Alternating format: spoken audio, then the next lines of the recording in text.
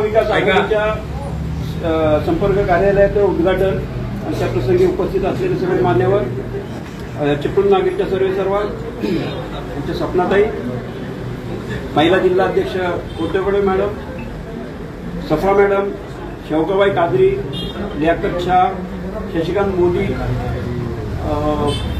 सगळे सर्व कार्यकर्ते, आमच्या शिंदे मॅडम, आज एक 2-3 दिवसात आमचं सगळं नियोजन होतं आणि त्या प्रसंगात हे सगळं काम चालू होतं आणि आज ह्या कार्यालयाचं उद्घाटन करायचा असा निश्चय झाला आणि योगायोगाने मॅडमना पण वेळ मिळाला.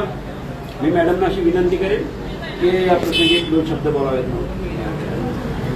उपस्थित सर्व मान्यवर, आज महाविकास आघाडीचं गौरकोट येथे आपलं कार्यालयाचं उद्घाटन झालेलं आहे आणि गौरकोट मधलं कार्यालय हे नक्कीच आपलं विजयाचं कार्यालय असणार आहे एवढीच मला आशा आहे आणि विजयाची सुरुवात आपल्या गौरकोटमधनं सुरू करूया असं मला वाटते.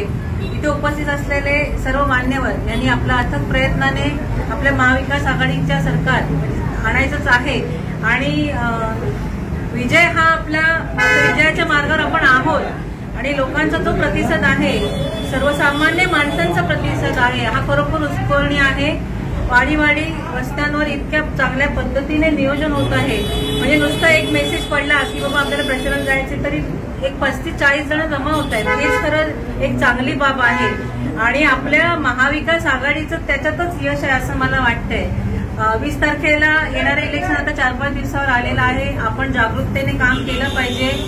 सगळ्यांची भूमिका अशीच असली पाहिजे की मी स्वतः आमदार होणार आहे आणि माझं स्वतः लक्ष पाहिजे आपल्या वाडी वस्तीवर.